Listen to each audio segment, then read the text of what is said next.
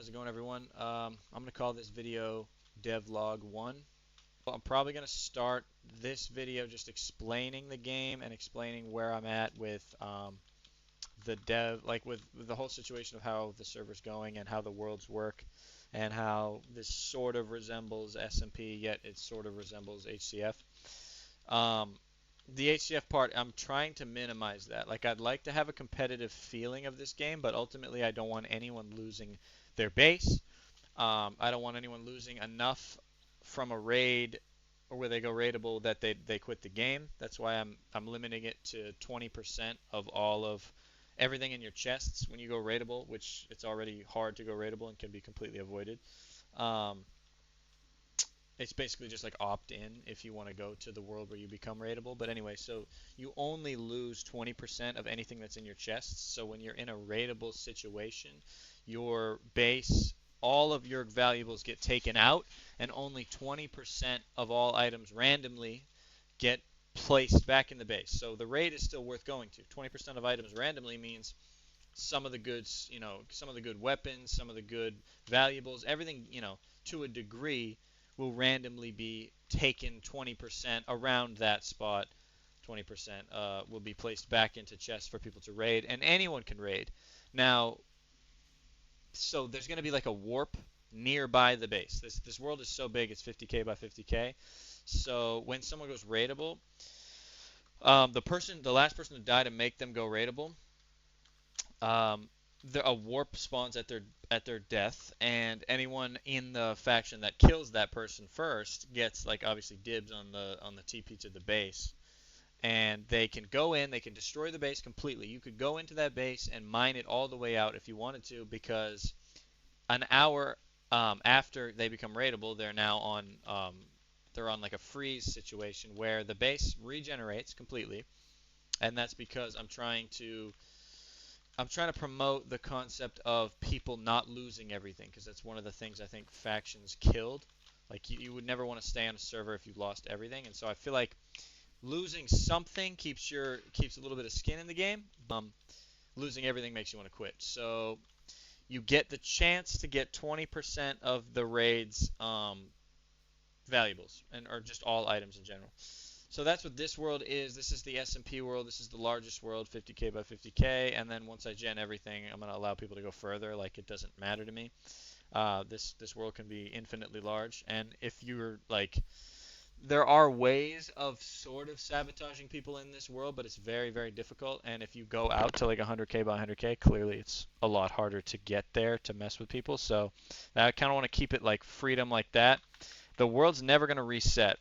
And the reason it's never going to reset, I mentioned this in the last video, is because the entire world regenerates, so it can't really be griefed. So if we have a lot of active factions, or guilds, I call them guilds, then and the world gets claimed to a high degree and there's not a lot of space, I mean, there's still, like, you just go further out and there's more space. So there's no need to reset the world, and I like worlds that never reset because it creates this, like, this thing that you can come back to like years later, and theoretically your base is still there from years before. The game is updated and new versions come out, but it's all still there.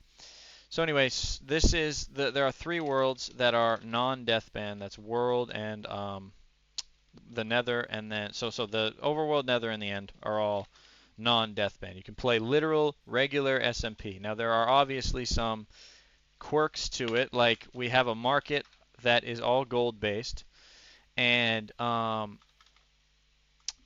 the way that it works is there are three forms of selling. There's quick sell, which just gives you this, I have to fix this, but it gives you this place to place all your items, and then you can just, oh, this is kind of cool. I made this kind of a mini game of its own. If you find someone who's quick selling items, you have a chance to kill the courier, which drops. Then here, let me show you.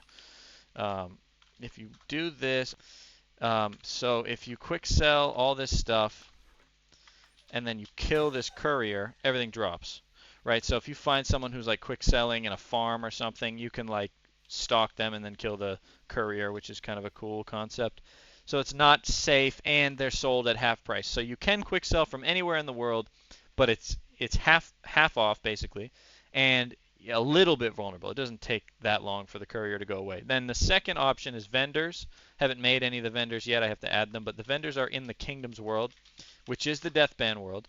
So it's somewhat dangerous to go here. You go through this world and find the vendors, and you can sell your items to them for full price. Now you can obviously bring shulker boxes, and you can bring whatever you want, and then you can get full price and sell a bunch of items at once. And so that's number 2. And number 3 is a player-based economy, which is a market. It's like an auction house, but it's more based on the game Black Desert Online, which has this central market where items get these like let me show you. Yeah. So I'm working on this where this is going to be a custom GUI, and there are going to be like buy and sell orders, and you can clearly see the price of each item, and you can place pre-orders, and you can sell. You can put items on the market to sell, and that's all based on the player economy. The prices are based on the players. How much the prices go up and down over the weeks is based on the players. It's all like a pretty good system. The math is done behind it. I just have to finish the GUI and the custom textures and stuff like that. But so that's how the economy works. A player-based economy, like theoretically, if you're selling into the player-based economy, you'd make the most money because selling to vendors and quick selling is all possible with any item. Well, no, vendors is not any item, but quick sell is any item. But you would be losing a lot if you sold a really valuable item. So you would want to sell that on the central market, and someone will buy that. Any player could buy that for a much higher price. So that's like an auction house that's a little bit more organized than the other auction house plugins. Okay, so then the 2 worlds where the competitiveness exists is the Kingdoms world, where there are these giant kingdoms that are all claimable. If you win a cap zone, King of the Hill type style conquest, then that happens once a week, and if you win it, you control the entire area. I mentioned this in the last video. And if you control the area, you're able to build in the area. So the entire claim, I wonder if I could find that other. I have one that's already done as an example here. It's like kind of an Olympus looking thing. This world, I just bought this on Built by Bit. So it's not my world really, but I guess I have the license to it. So like kingdoms like this, there's smaller ones and bigger ones. And if you claim one through a King of the Hill cap zone type situation, your whole guild gets a week basically until the next claim zone comes up, and you can kind of be contested. And if you lose, if you don't cap the zone again that next week, you lose all of your builds and it goes back to normal. So that is where the competitiveness of the game can come in. There's going to be a lot of like PvP related competitiveness. And it is 1.7 click style, but you can use any of the 1.21 or like, any of the new versions of the game. You can use any of that combat. So if you get really good with maces or whatever, it's all available, which kind of makes it interesting. I want to see how the PvP community can sort of increase and evolve if we use that style. Now, this world is big. It actually has a lot of different kingdoms, and that's kind of the cool part. So each of these have their own perks if you claim them, and you can build in the area, and there are like certain mobs that are going to spawn there. I have plenty of ideas for updates. This is another one. I'm looking for one specific one that I've already claimed. I just can't find it. This world is way too big, so I'm going to have to actually make a whole mapping system and a website, which I have a lot of that already done.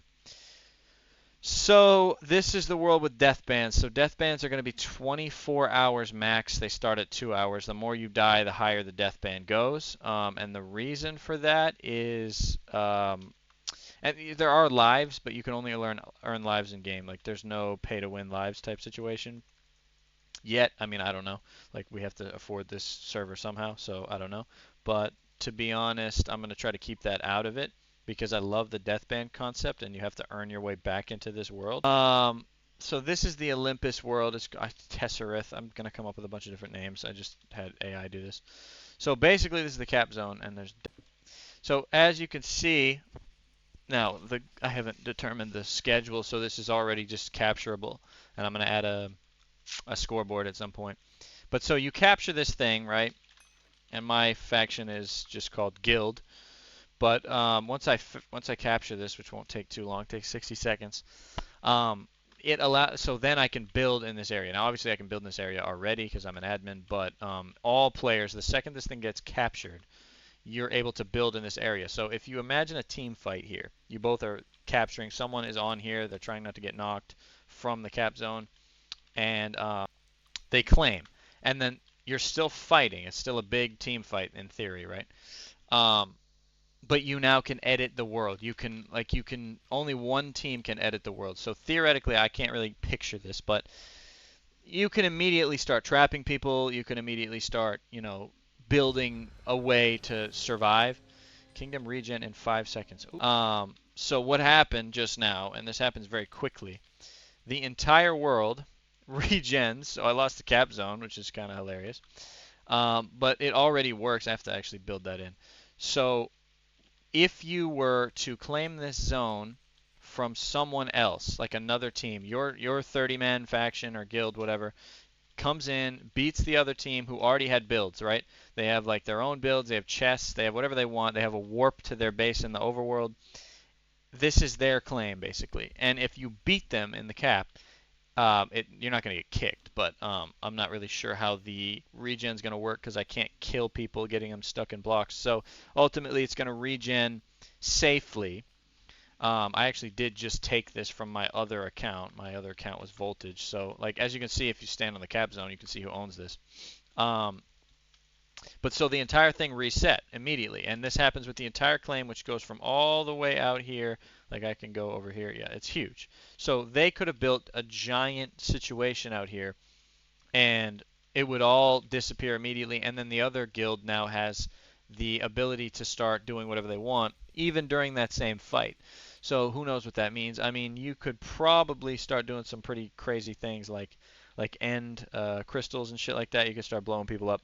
I'm probably going to have to nerf some of that stuff. But the concept is interesting because once you own it, you have a huge advantage over the team that you're fighting in that area. And then if you make someone raidable at that same time, then a warp shows up at that last person's body where they went raidable, and you can then go raid that faction. So it's an interesting concept. A lot easier to build now with Claude Code and everything, and I was already pretty good at this anyway, so I'm kind of just a developer on steroids. I'm able to sort of solo code this whole thing. Now there's going to be a lot of problems, clearly, but the concepts already work. The world's reset without any lag. It's pretty sick. It's all async world edit. So it almost has no effect on TPS when the entire section of the world resets, and it's like it can happen really quickly, and like you saw, it just TP'd me out, but it doesn't need to do that. I just have to make it safe. So basically, that's the concept of this server. There are a lot of other things. Like there are literally quests and jobs in MCMMO, and then there's custom crates, and then there's custom enchants. There's custom there's not custom enchants, but there are gems and crystals that you can socket onto your weapons and armor and everything like that. So, and it's very, very theoretically balanced. It's mostly helping your PvE experience, but there will be some things that help PvP. And the enchants go way higher, so Prot 4 is not the highest, and it is much harder to get Prot 8, which is the highest. It's like a lot of questing and like finding certain items, and it should theoretically be fun and not tedious. And that's why I built like this other world called the Core Realm. So if I go here, like I'm still working on this realm because these. Anyway, yeah, this is where you get the materials to upgrade the items. Like your pickaxe and sword and everything, and this is where you would get all of that. The concept I feel like looks really good for this game. I'm gonna try to finish this video up. I'm thinking 2 months from now is when I'm gonna release it. I have a lot of shit going on in that time, but I've had a lot of time at night to work on this, and you really there's so much content that can be created with Claude Code at this point. I'm not gonna overdo any specific aspect like the custom textures. I'm not gonna waste a lot of time on it. I just want to get the concept of the game out, because after it's out, we can start getting players and testing shit. The builds, like the AI rated build system, I think it's going to be kind of interesting because it literally it requires you to build something prettier, Like you have to be better at building a base in terms of visually rather than just size or anything like that. Like, it's visual. You have to go find nice blocks, nice decorative blocks. You have to actually try. And I'll add custom furniture and stuff. Like, the concept is going to be really, really, really um, fucking creative, and an incentive to keep it creative and bring people on that are actually good at building. I mean, I just think it looks a lot better when someone's running around a world and finding bases that are just beautiful. Anyway, so I'm probably going to wrap it up now. All the devlogs in the future are probably going to be more geared towards specific concepts and like making progress in specific areas. The amount of things I'm trying to add before this game starts is pretty extensive. I just feel like it has to have a lot in order to compete with all these other servers that have so many things going on. But at the same time, almost every concept I work on is custom coded. Like, I have Core Protect, Essentials, Async World Edit, like stuff that's just like required. But everything else, I'm coding a specific plugin for it. Um, like Ribbon World Edit, like that's my road creator. This thing is literally insane. I made like a simple road, like I made this right here, and then I altered it so it would augment through the world along with the terrain. Like, Claude Code is insane. It's fucking. This was kind of difficult actually, but it's still insane. So there's a lot that can be done. I'm custom coding everything, including like the NPCs. There's a lot of AI built into every little decision. It's not an AI-based world, and the villagers are not AI yet, but like I think that would be kind of sick to have quests that are more like AI-based. I feel like that would be kind of cool. Maybe there's more of a lore to the story rather than just a simple server that's a waste of time. Um, you might actually find something interesting in this game. I feel like you augment Minecraft into a way where like this game has so much potential, so why not like augment the new things into it? So yeah, I think it would be fun to start out on this server. So I probably will release the SMP version of it sooner than later because people could just play the game. Like, if they understand that this is in work in progress and they can already claim, like, there's no reason not to actually start letting people on the server. And I'm going to use my YouTube Shorts system to just kind of get people on because I have like this system that makes videos like really really fast that are kind of good and catch people's attention. I've been able to get like 100 people on a server in a week based on just a couple of fucking useless YouTube shorts for a prison server, which is already a dead genre. So like I'm assuming SMP with a lot of these crazy ideas probably will be a little bit more interesting. Um, so we'll see. And I have no shortage of ideas. But thank you for watching, and I appreciate it.